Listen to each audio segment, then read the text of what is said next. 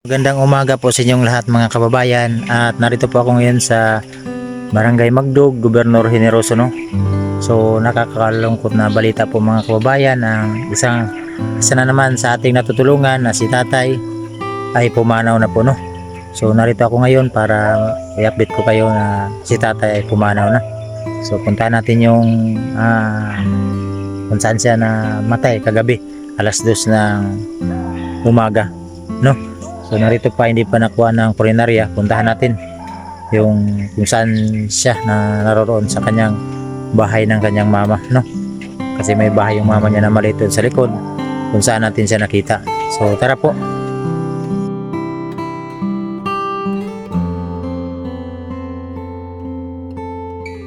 So yun po mga kababayan, dito na ako sa bahay niya.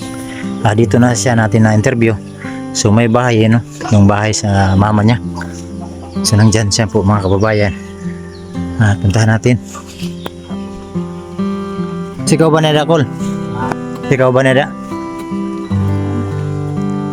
Mamo ni?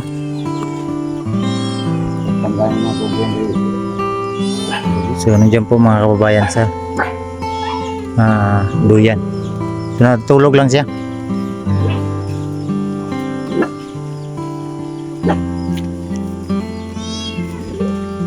Sige, dyan li.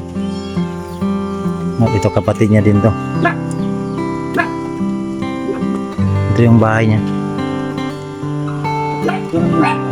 Asa yung mama, Kol?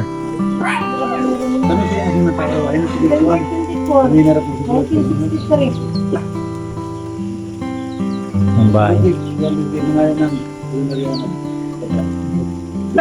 Baliw ko sa iyang kuhan katong mga requirements sa kuhan kay pakuha nato ni sa morgue. Unsa man akol? Muta naman ang edad. Oh, sa morgue. Ito po mga kababayan yung mama niya. Unsa oras niya namatay gabi, Nay? Alas 2. Alas 2 sa ikaw nagbantay, Nay? Ikaw nagbantay. Dira ra siya natulog. Jarang tuloy siya. So sige lang, Nay.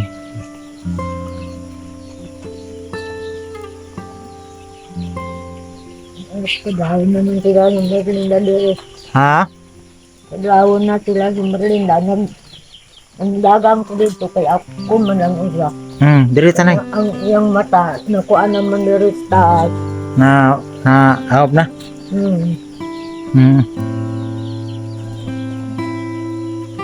So kamura day duha diri, Nay, gabi. Wag mo dito. Kamura duha. So naiyak po si nanay mga kababayan dahil sila lang dalawa kagabi dito na nagbantay kang tatay.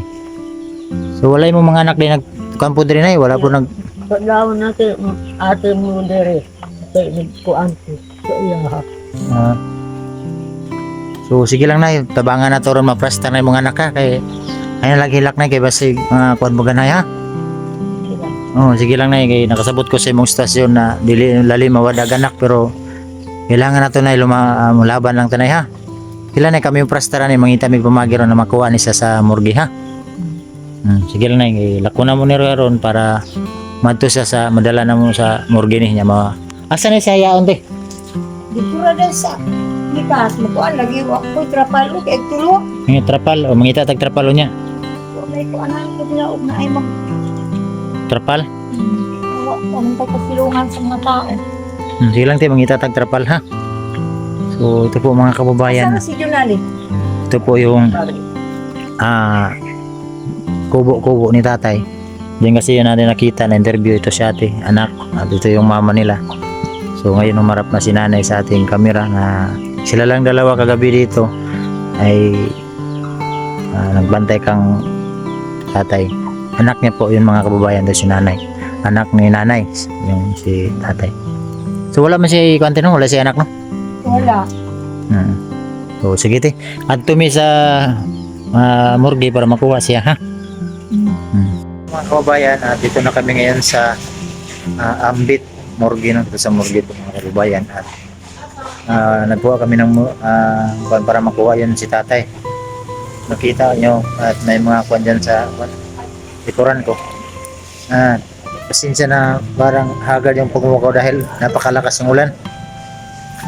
So galing kami doon. Kailangan kasi makuha yan doon sa bahay niya, no? So ngayon ito yung magpunta doon, yung Ambit Orinaria. So dito kami ngayon sa Tibanban. So abangan nyo na lang sa aking channel kung ano yung mga ganap namin daw kang tatay, no? Sa aming mission sa pagtulong kang tatay. Kahit na wala na siya, ay handa pa rin kami, handa pa rin tayong tumulong. Pag-pray nyo na lang ako na safety palagi yung lakad ko ngayon dahil napakalakas yung ulan. So yun mga kababayan, nakabalik na naman ako dito sa lugar nila tatay. Galing kami doon sa Orinaria kasi kunin siya ngayon. So, habang nag-aantay ako ng magkuha, so daldal muna tayo dito. So mabuti ay huminto na yung ulan dahil nabasa yung ulo ko. Kanina napakalakas yung ulan, punta kami doon. So ngayon kunin na siya dito. So ako po yung nagsakripisyo ngayon mga kababayan sa pag kan tatay dahil may mga kapatid man siya pero nandoon sa Mati yung iba nandito. Yung iba wala pang pamasahe, so may mga pamilya na din. So dalawa pa yung nandito, yung nakuha namin doon sa Mati, yung ating vlog na nakita niya. So matagal na sana yan dalhin doon sa Mati pero ang sabi kasi ni nanay wag na lang kasi dito man siya.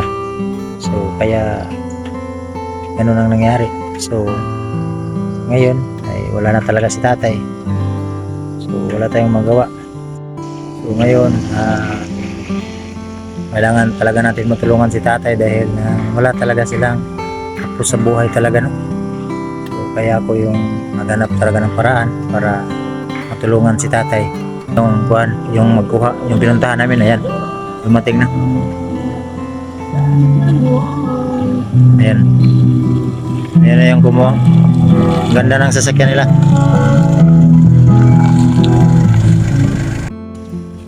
So ayan po mga kababayan, kunin na namin si tatay doon sa bahay niya. So itong bahay po mga kababayan ay hindi po to sa kanila. Yung na-vlog natin na babae, yung kausap natin, sila yung pinatira dito sa may-ari ng lupa. So hindi to sa kanila. Kaya si nanay nang ginawa ng bahay maliit doon sa kilid.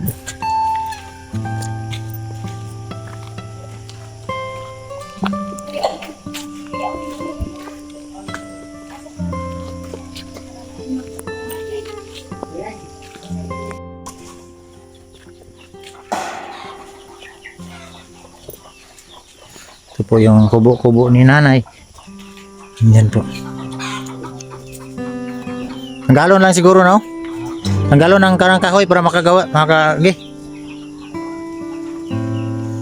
Anong kahoy ba? Tanggalan na lang na kol.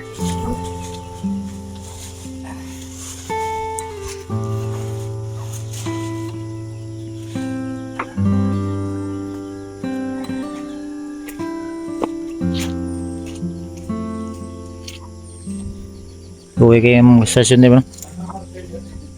Kubira daw ni alas 2 namatay. Alas 2. Ang kwan niya dire, yang kwan, yang mama. Bantay. Si nanay. Nay! Nanay magkuha, nay!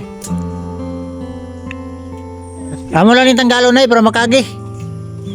Kani-kani, oh. Ngala na lang na.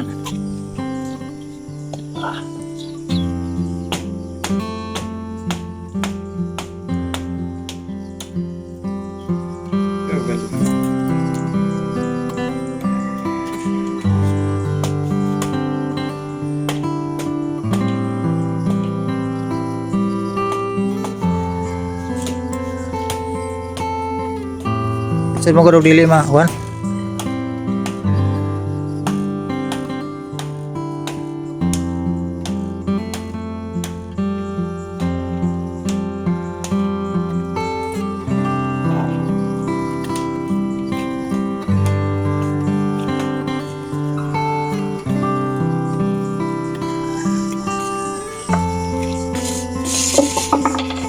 Pwede ka pa din yun, ya?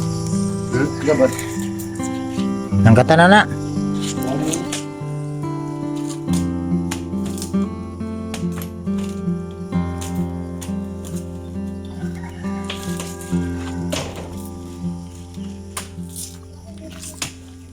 Ano kay balay, nay? Ano kay balay? Di mo ko makaagi, no? Kailangan siya tangkalon. Kailangan ito ng pandayong balik, nanay.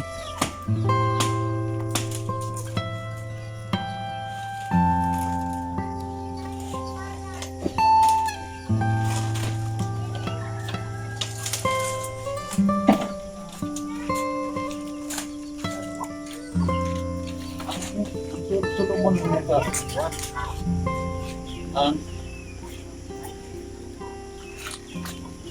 Ito man na. Oy, yan, baro. Sige, dito raman na.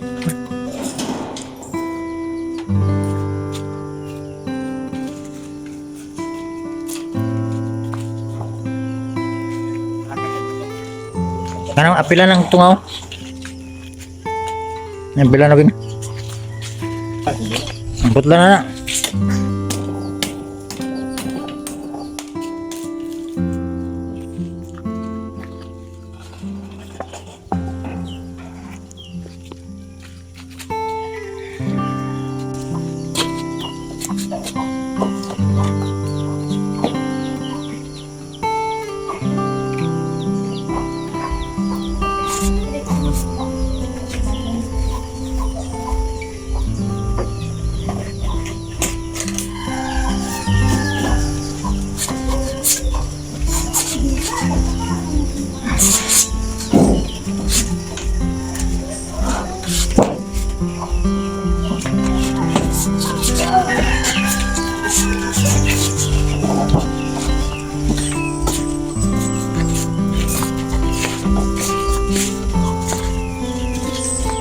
Hindi, agad.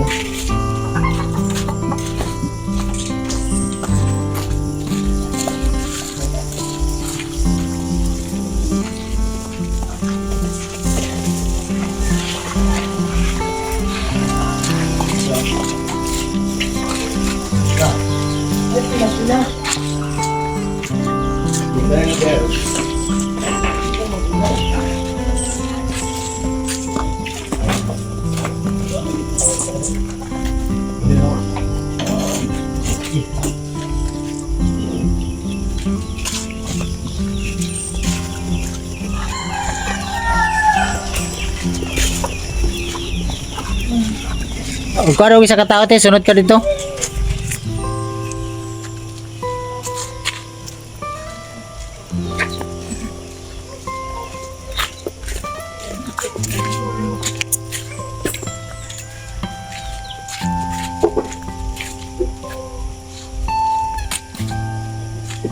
Hinay mo ka danlog.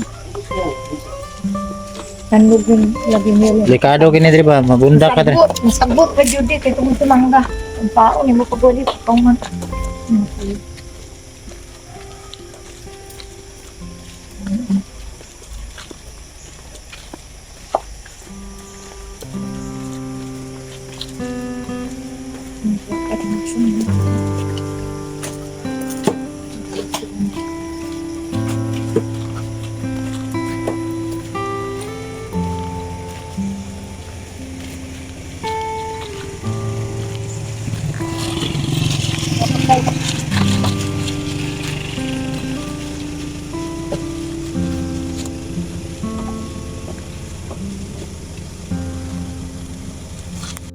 So yun po mga kababayan, kasama ko na ngayon si ate.